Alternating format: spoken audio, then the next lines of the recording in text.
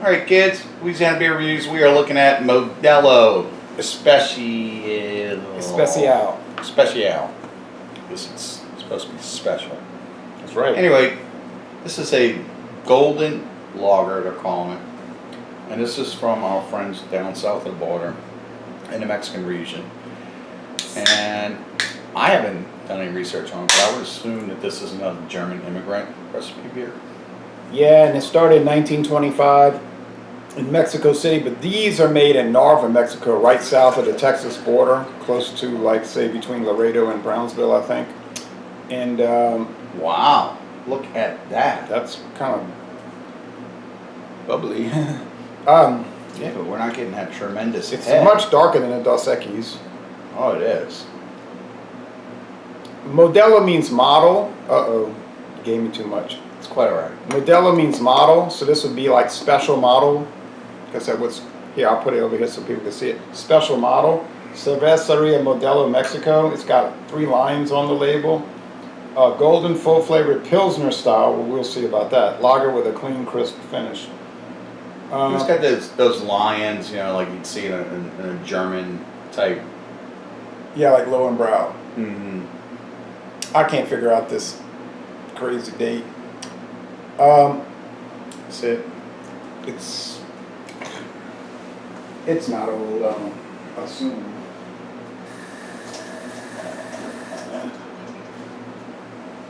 Like Greg says, put the damn date, guys. He is right about that. It's like, why can't you put a date that people can decipher? Oh, well, because then people wouldn't buy it if they saw it was old. That's why. I'd say it's probably good to next year. It was probably made on the 188th day this year. I don't know.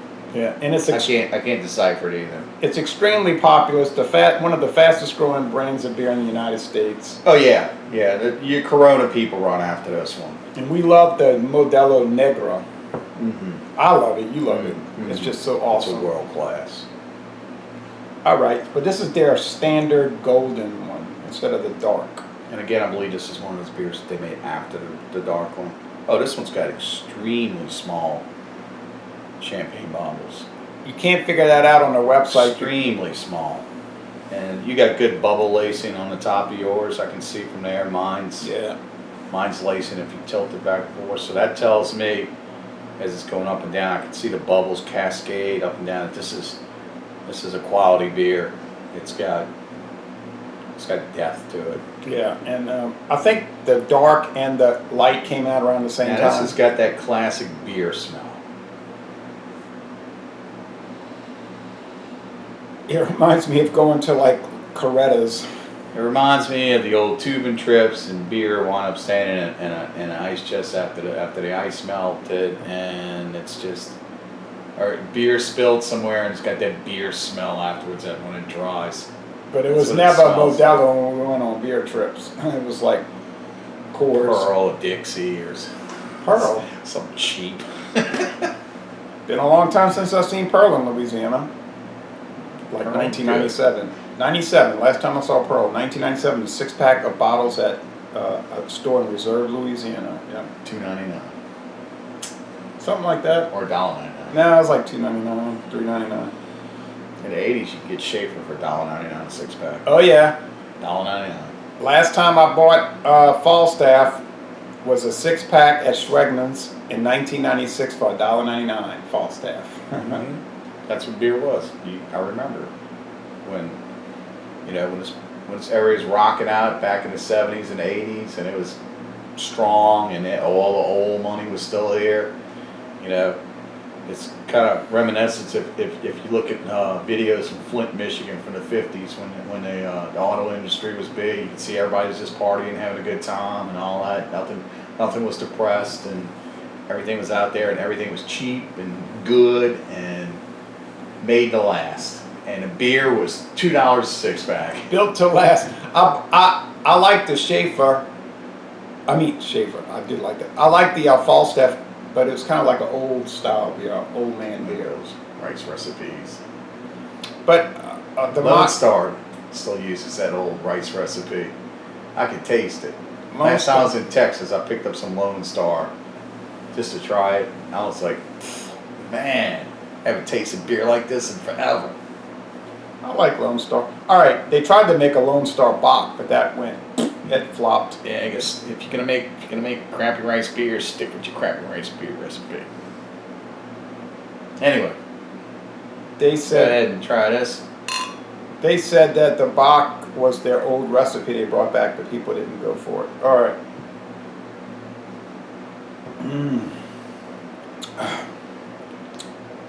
I think I had it too cold. Still good though. This That's is a little good. lemon note. Yeah, I think it needed that. It's got a little acidity to it to knock out that. Oh, I can see why people would go after this. They This sell is this this is like. better than Corona. You sure about that? Yeah. This is better than Corona. This I has like got more Corona flavor. Extra. More flavor than Corona Extra. Okay. It's got more flavor. It's got the corn.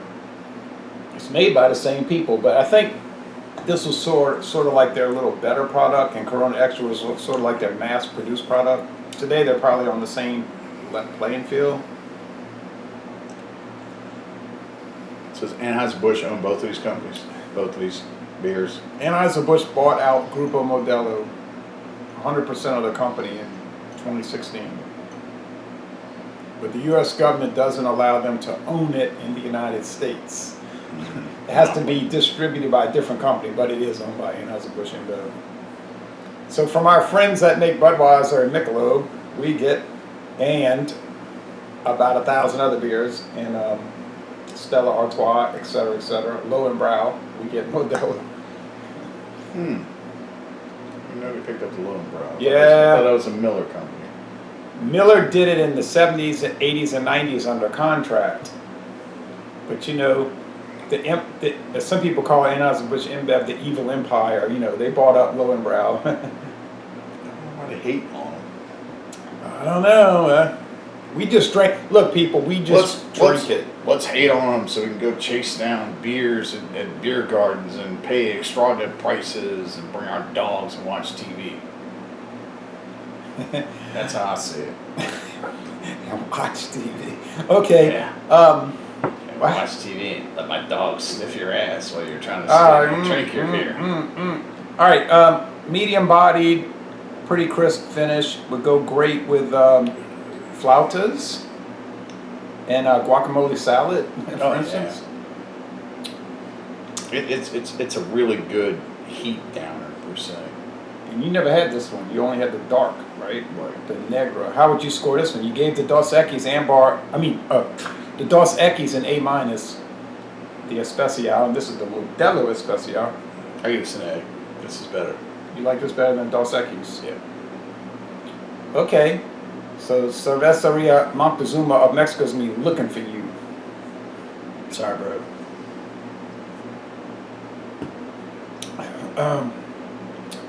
And this tends to be about $1 cheaper per 12 pack too, by the way.